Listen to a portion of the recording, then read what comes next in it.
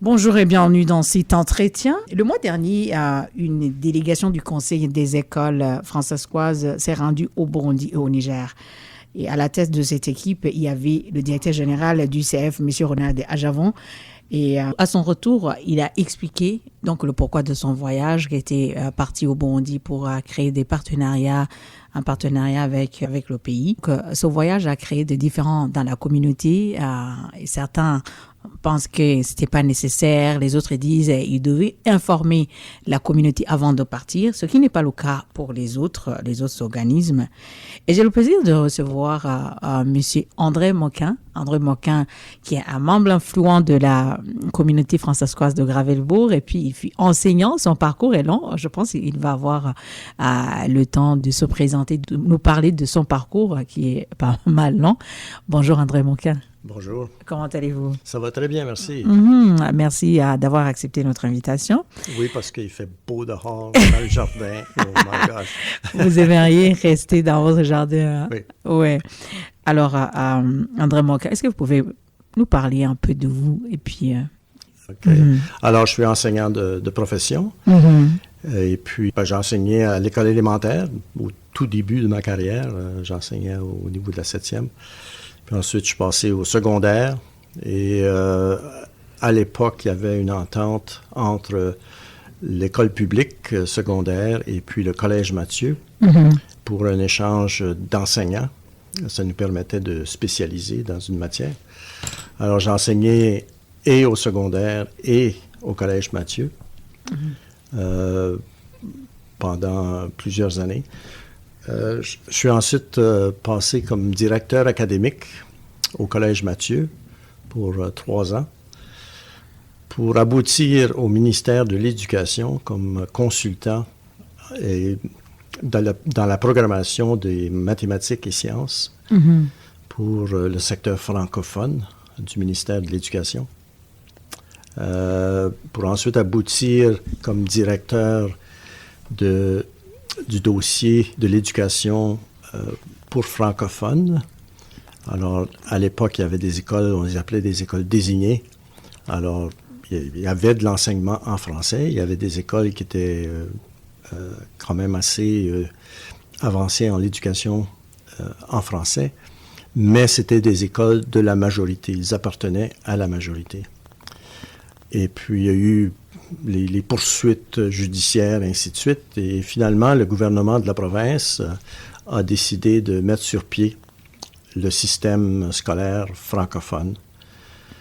Et alors, j'ai fait partie du comité galant, qu'on appelait à l'époque, qui rassemblait les enseignants, la communauté francophone, les directeurs de l'éducation, et puis les conseils scolaires anglophones. Alors, tout ce beau monde se sont réunis, se sont mis d'accord sur un système scolaire. Ils ont élaboré la charpente du système.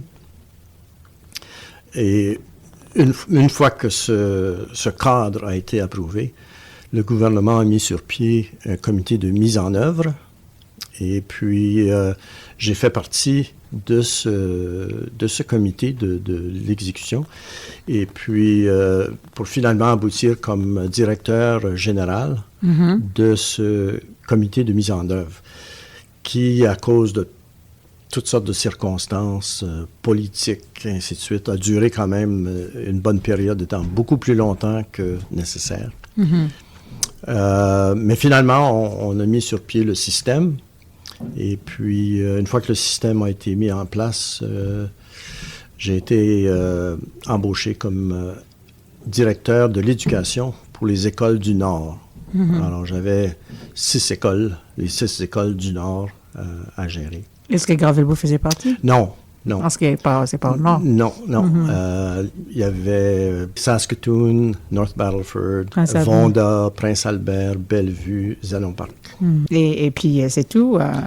Disons que j'ai fait mon temps comme directeur de l'éducation. Et puis, à l'époque, chaque école avait son propre conseil scolaire. Alors, chaque conseil scolaire était indépendant, recevait directement les fonds pour gérer son école, pour mener son école. Mais c'était lourd. Administrativement, c'était lourd. Je devais aller, comme directeur de l'éducation, je devais aller à 6 réunions parce que chaque conseil scolaire avait ses réunions. Et puis, il y avait aussi une question d'équité et tout ça. Alors, après beaucoup de discussions, on a réussi à amalgamer tous les conseils scolaires pour créer ce qui est aujourd'hui le CEF. Le Conseil des écoles francescoises. Donc, j'ai le plaisir de recevoir M. André Moquin, qui est membre influent de la communauté francescoise, mais ce n'est pas seulement un membre influent, mais plutôt quelqu'un qui a participé dans la formation et la création du Conseil des écoles francescoises. Alors, oui, vous êtes à la retraite. On parle aujourd'hui de ce Conseil des écoles francescoises. Aujourd'hui, c'est comme si la communauté est en train de se déchirer autour de la question du CF, de ce voyage de l'équipe du CF. Oui. Que pensez-vous de ce voyage d'abord? Bien, je pense que tout effort qui est mis pour l'épanouissement du système scolaire, on peut croire que le système scolaire c'est une grosse affaire, puis c'est solide, mais si on regarde très attentivement, le conseil scolaire est quand même une petite partie de l'ensemble du système d'éducation. Alors, si on veut poursuivre et mener à bien, à bon essor, l'éducation francophone, il faut utiliser tous les moyens possibles pour que le système s'épanouisse. Et je pense que, sans avoir parlé à M. Ajapon, je pense que le voyage et les efforts qu'on a mis de ce côté-là fait en sorte qu'on veut faire l'épanouissement du système scolaire. Et cela, il me semble, mèche très bien avec la pensée pan-canadienne que pour conserver le poids démographique de la communauté francophone au Canada, on doit explorer autant que possible l'immigration. Et je pense que ce voyage casse bien avec cette pensée. Et puis, il faut être à l'avant-gardiste, il faut aller au-devant des coups pour bien mener cette démarche. Alors, moi, je trouve que le voyage, puis je ne vais pas parler au conseil scolaire actuel, mais je vois ça comme une vision que les dirigeants ont et et c'est toujours bon d'avoir une vision. Donc, c'était très important. Pas rester statique. Donc, c'était très important qu'il fasse ce voyage. Et puis, à Gravelbourg, il y a déjà des élèves internationaux, à plus de 10, donc 12 élèves internationaux. Comment vous trouvez ça? Moi, personnellement, je trouve que ça nous expose à toute une autre culture, à d'autres personnes. Ça nous fait sortir de notre petit train-train de chaque jour. Et puis, je trouve que ça enrichit la communauté. La communauté. Oui. Et puis, je parlais de ces différents qui ont été, qu'on a remarqué, on a constaté dans la communauté, certains membres, et puis autour de Radio-Canada aussi. Il y a Michel Vézina qui est membre aussi de la communauté française de Gravelbourg, qui a sorti d'ailleurs un communiqué de presse, et puis il s'indignait à tout ce qui se passe, à la façon dont Radio-Canada a voulu traiter cette question. Et vous qui... Bien. Disons que je pense que dans cette démarche, Radio-Canada fait son travail. C'est de promouvoir le dialogue, la discussion. Par rapport aux les différentes opinions, qui suis-je pour me prononcer sur un point de vue quelconque? Qui suis-je pour faire un commentaire qui est basé sur un jugement de valeur, sur un commentaire qui est basé sur un jugement de valeur. Alors, si on continue, si tout le monde continue à passer des jugements de valeur, on n'en sort pas. Je pense qu'il faut être ouvert à de nouvelles idées. C'est bien qu'on en discute, qu'on fait valoir notre point de vue. Il n'y a pas de problème à ça. On vit dans une démocratie. Puis on veut absolument que les gens s'expriment. C'est ce qui fait avancer notre société. Alors, que certaines personnes aient un autre point de vue, c'est leur droit. C'est leur droit et personnellement, puis moi, ça me fait rien parce que je suis plus en poste. Mais il faut accepter ces commentaires-là et puis continuer dans la démarche en essayant de faire les compromis d'une part et d'autre et pour en arriver, pour avancer. Alors, selon vous, pourquoi les membres de la communauté, oui, vous avez été directeur de l'éducation du conseil donc des écoles du Nord et puis donc vous connaissez vraiment ce système. Puis vous faites partie de ces gens qui ont mis en place le conseil des écoles françaisoises. Pourquoi ils pensent que M. Ajávo devait informer le public, la communauté avant de se rendre au Burundi, alors que les autres, on voit, vous avez été aussi directeur académique au Collège Mathieu, on voit souvent le président directeur général du Collège Mathieu qui sont à l'international, et puis on voit aussi les ACF, les autres organismes, et on n'a jamais entendu les gens demander, poser cette question ou bien exiger quoi que ce soit. Est-ce que c'est le système du CF, ça exige qu'il y ait vraiment un représentant ou bien s'il y a une mission quelconque en dehors de la province ou bien en dehors du pays, la communauté doit être informée? Bien, d'abord, il faut bien comprendre le système. Chaque communauté doit élire ses représentants.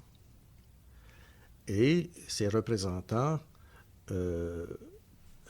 ont la responsabilité de représenter les points de vue de leur communauté, mais aussi, lorsqu'ils sont en conseil, de prendre des décisions pour le système. Alors, chaque conseiller n'est pas là uniquement pour représenter sa communauté et puis tenir bon à l'opinion de cette communauté-là. Il faut prendre des décisions qui sont pour le bien de l'ensemble du système. Alors, je m'imagine, et je ne suis pas dans le feu de l'action, mais je m'imagine que la question du voyage a été une décision qui a été approuvée par le conseil scolaire. Que cela plaise ou pas à certains individus, c'est bien de valeur, mais c'est les conseillers autour de la table, en conseil, qui prennent des décisions. Est-ce qu'il y aurait pu y avoir une meilleure communication? Probablement. Il n'y a jamais trop de communication. Mais je ne crois pas que... on ne gouverne pas. Et puis, le conseil scolaire, c'est un gouvernement, là. Oui. Il faut s'entendre. On ne gouverne pas par référendum. Ce serait impossible de gérer si à chaque décision, il fallait retourner à la base puis consulter tous les parents. Ça ne fonctionnerait pas. Alors, s'il y a certains individus qui ne sont pas contents de la décision, bien, cet individu a la responsabilité et le devoir de communiquer sa déception à son conseiller, son représentant. Donc, selon vous, vous avez dit on ne gouverne pas par référendum. C'est ça, ouais, oui. Je pense que c'est une très bonne expression. Vous vous ne vous demandez pas, ou bien vous ne savez pas, vous n'avez pas l'idée pourquoi les autres, ils posent pas des questions pour les autres. Pourquoi ils ont posé des questions au CF alors que les autres, donc le Collège Mathieu, ACF, le CCS, tout le monde va à l'international pour recruter, par exemple, pour recruter les employés, par exemple, pour recruter les étudiants internationaux. Pourquoi? Est-ce qu'il y a... Moi, je me demande... C'est peut-être le tour du CF, du CEF de recevoir les critiques à ce moment-ci. Je pense que chaque organisme a son tour à passer au BAT, critiqué, comme on dit. Et puis, cette fois-ci, bien, c'est le Conseil des écoles. Pourquoi? Probablement, je veux dire, en termes de Radio-Canada, les médias, les réseaux, cherchent toujours la controverse. C'est ce qui vend des éditions, c'est ce qui permet d'être lu, d'être écouté. Alors, je pense qu'il faut chercher plutôt de ce côté-là la réponse à ta question.